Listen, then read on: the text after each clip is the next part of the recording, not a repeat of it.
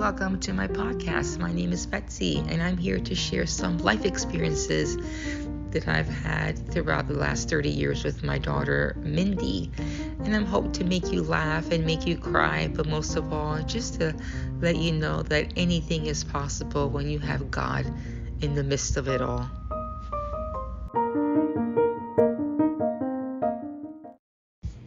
Hi, my name is Betzy, and welcome to my first podcast. Welcome. I like to start with a disclaimer. Anything that I say has nothing to do with my culture, my race, my religion. This is coming from my personal experience. We all have our journeys, and everyone's journey is very unique. I just wanted to share mine just to encourage anyone out there who has younger children who are special needs, disabled, and such, and who are just starting out. I have a daughter. I have 3 amazing children, first of all. I have a 37-year-old. Can't believe I have a 37-year-old son. Wonderful man. I love him so much. So proud of him. I also have a daughter who's 31. And Mindy, who is specifically my youngest and the one who has cerebral palsy, she'll be 30 in 3 weeks. Wow. And I want to talk a little bit about that journey with her. I gave birth to Mindy when I was 25 years old. I had, she was the youngest of 3, like I mentioned, and she came early. She was a 26-weeker. I believe she was 2 pounds 4 ounces or 2 pounds and 6 ounces. That ballpark. She was born April the 7th. She was due June the 15th. And to say that I was surprised, I had worked nights in that period of my life. I was working the evening shift between 5 p.m. and 3 a.m., I believe. Oh, that's Mindy in the background, so you get to hear her. And I was a 911 communications operator for the city of Trenton. I loved my job. Actually had a love-hate relationship with it. It was very stressful. I didn't get a lot of sleep when I was pregnant with her. But in Mindy's case, what happened with her was that the cord was wrapped around her neck, I believe twice, which caused her during delivery or labor and delivery for her to lose oxygen in her brain. And as life would have it, it was a surprise. It was a major blow to me. And I was scared to death, to be truthful, to be honest. I was scared to death. I like to be honest. Even though I am a Christian, I know sometimes throughout my journey, people had said that I had to have faith. I had to believe. And there were times I had no faith. I had nothing. I couldn't even go from day to day. I had to go from minute to minute, just to be honest, because it was that hard for me. Not only did I work full time, Minnie was born in 1993. I resigned my position in 2000. I didn't have nursing until she was 17. So she went to school during the day. And I took care of her. If it was my turn to work, then my mother or my mother-in-law did help out, and they did watch the kids. I worked 3 days on and 3 days off. So that being said, that's the beginning. In the beginning, I want to name this In the Beginning. That's our beginning stages of, when Mindy came into the world, and I don't even remember how I even felt. I remember asking the nurse, is she breathing? Because I didn't hear her cry. And so I brought her home sometime in June. I want to say around first week of June. She was very strong. She was only on the ventilator about 2 days. She was a fighter from the get-go. And I really didn't know what to do with her. I do remember someone from the state coming and helping me trying to figure this journey out. And I was scared. I was so scared. And I was even afraid to let anybody in. And I'm going to say this is just, it's my journey, like I said. This is just me speaking. I remember not really ever, she'll be 30, not really ever really communicating a lot with other parents with disabled children. I don't have an explanation why that is. I just did not. It wasn't like, I was private about Mindy. I was, I basically, talked about her and wanted people to get to know her and such. But I don't know what it was that I did this journey pretty much without anybody else. And kind of, wish I would have done that a little different, because so many parents that I've met now, I've worked for DDD for a little bit, or under DDD, excuse me.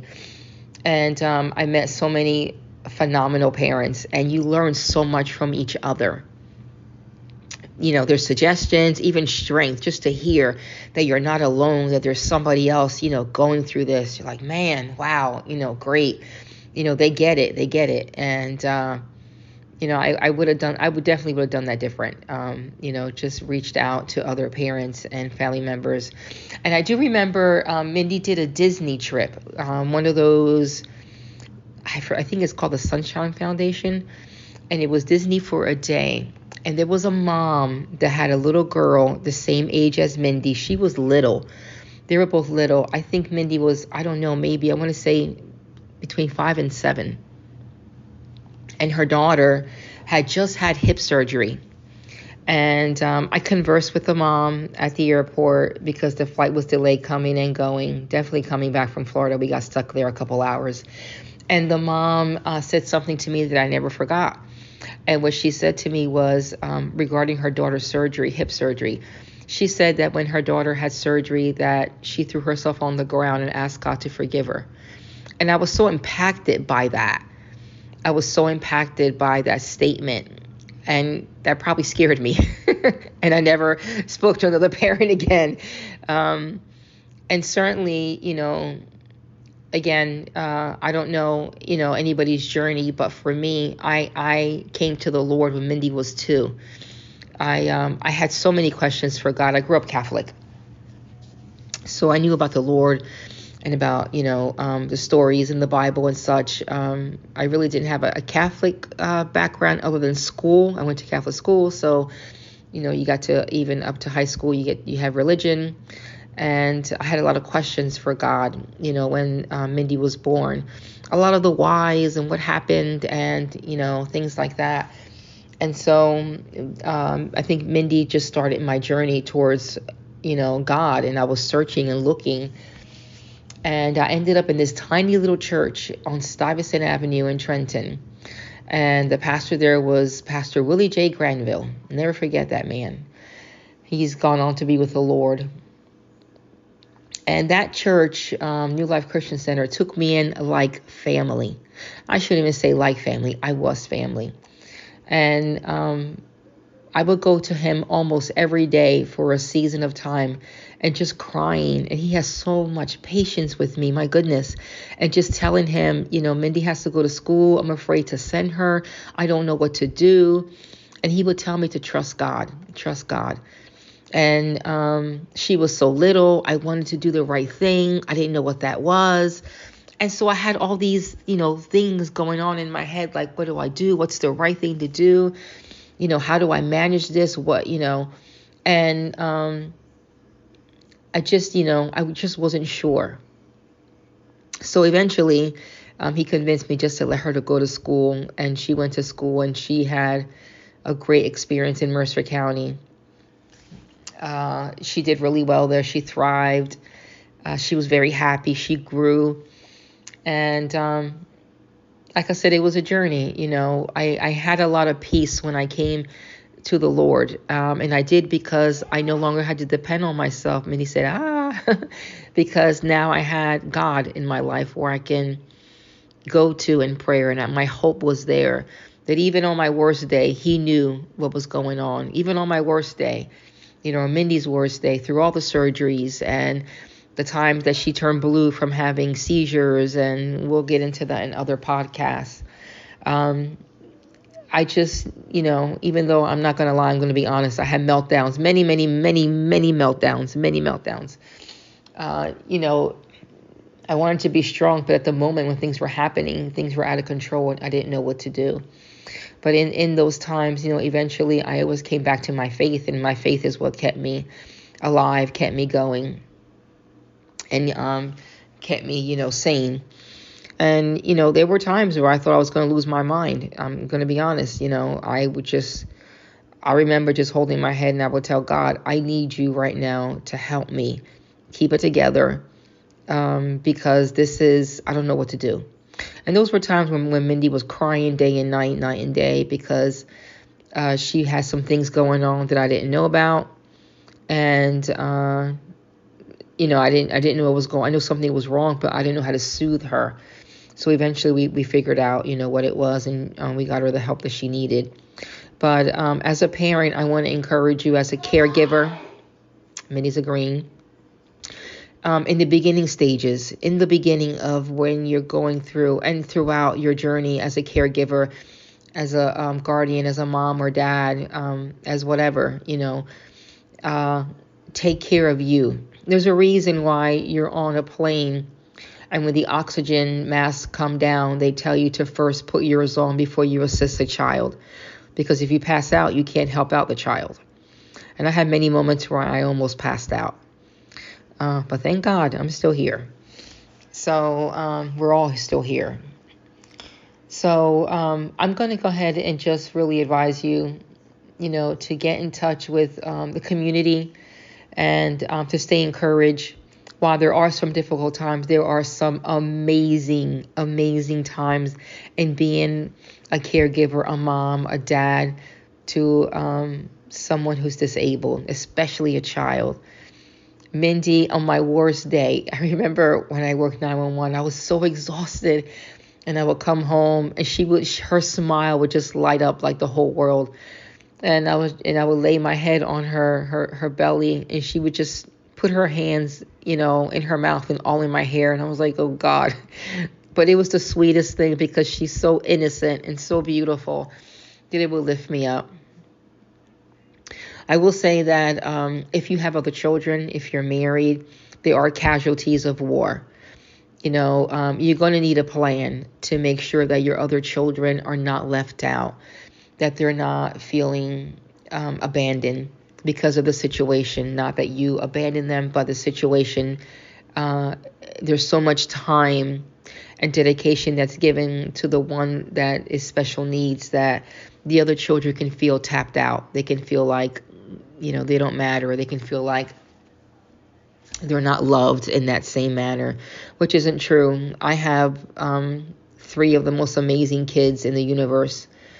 And I did fall prelude to that, where my children, Mindy was always, or the major portion of it, between 2000 and 2010. There's a whole decade I don't even remember, because she was in such need, and we nearly lost her twice. So she's basically what I did, and around the clock. I resigned in 2000. Like I said, she needed multiple surgeries, and just a lot went on there. And I wasn't able to be there for my other 2 children like I wanted to. Is it a regret? I don't know if I can say I regret it, because, my other kids deserved more. They deserve more of a mom, and I wish I was able to give that to them. At the same time, I was trying to keep one kid alive. And where's the balance in that? What do you do? Where is the balance in when you're trying to hold the family together and love everyone equally, and let them know that they're all important, that they all mean so much to you? Being a mom of 3 kids, it's not easy. Being a mom of 3 kids, when you have one that's special needs, I know there are parents out there that have 2 and 3 kids special needs. My God, my hat's off to you. Seriously. I almost didn't make it on the 1. I couldn't imagine 2 and 3. But like I said, this is my personal journey. I'm not trying to represent anyone. I do want to encourage you. I just turned 55 a couple days ago. You'll be 30 in a couple of weeks. And when I look back at the 30 years that I've had with her in her life, it is an absolute miracle that she is with us still, that she's thriving, because she's a very happy, large and in charge young lady. She is loved by her siblings. She's loved by her father, even though he and I are no longer married. She's definitely loved by me. I have fantastic neighbors that are very good to us, friends that support us. I'm just completely blessed all the way around. And like I've been saying, it's been a journey. I would say there are more highs than lows for me personally. There have been some difficult times, but there have been some great moments. I'm going to share something with you real quickly. So I remember we lived in Mount Laurel. We moved around a lot, by the way. But we lived in Mount Laurel this one season of our lives, and we lived in a townhouse, but it was really, really small. It was an apartment with two floors, basically. Anyway, the front door was right off the kitchen, and it was a beautiful spring day, and the wind was blowing. And I decided to open the door and let Mindy look outside while I did dishes. I could see her from where I was, not completely, but I could see the back of her chair. So I started to do dishes, and I hear her laughing hysterically. And so I assumed that one of my neighbors, was speaking to her or said hi to her. So I went over there. I had her chair locked and all. And I look outside, and there's nobody there. And so I went back, and I started doing dishes again. And I hear her laughing hysterically again, like somebody's tickling her. And I shut the water off, and I come back behind her, and I look outside, and there's nobody there. And I'm thinking, what is she laughing about? My goodness. So I decided not to go back to the dishes and just stand behind her real quietly. And a few minutes later, she starts laughing hysterically again. So what happened was the wind was blowing and the leaves were stirring up from the ground. And she thought that was the funniest thing. So that day, I stopped doing housework. I took a blanket and I put it outside on the grass right outside of our door. And we just lay there together. And she just loved looking at the squirrels running back and forth from tree to tree. She watched the wind go by. And she had the best time. So one of the many things I learned about Mindy was to appreciate nature. She's taught me a lot about life. A lot about life. And but she taught me how to love the simple things in life. She taught me how to really appreciate nature, because I didn't have time. I had 3 kids. I had a house. My husband then at the time traveled all over the world, and so I felt like a single mom. And I was always hustling and bustling, doing something. And so I learned just to be still and know that He is God, and just to really enjoy nature and just what He created. And when it was just a beautiful afternoon, we had such a great time. And that's a moment I'll never forget that she gave me, just to be able just to watch and see and appreciate something so beautiful as the wind and how it picks up the leaves and it blows. So I'm going to leave you with a scripture.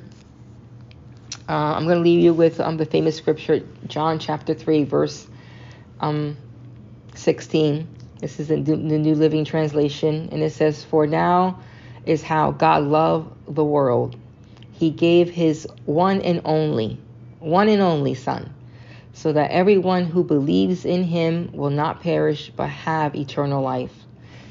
And like I said, I came to the Lord when Mindy was 2 years old. I was actually 27 years old. I remember the exact day. It was in July. And it changed my life forever. I could not be doing this without Christ. This is my personal view. If you're doing it without Him and you're doing it well, congratulations. I couldn't do it without God. And I make no apologies for it. I love God with my whole heart, mind, and soul. And I'm thankful that He takes the cares of my life, and that I'm able to count on Him and to look to Him when I'm depleted and I feel like I have nothing left to give. I have to look up to the hills from where comes my help. I hope this has encouraged you. This is my first podcast, and I look forward to doing a lot more, sharing life with you. Please comment and let me know what you think. If you want any specific topics covered, I would definitely, look at it and consider it and do my best to share. Have a great day.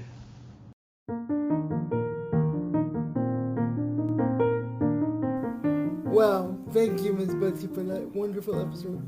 You certainly gave us a lot to think about and hopefully pray about.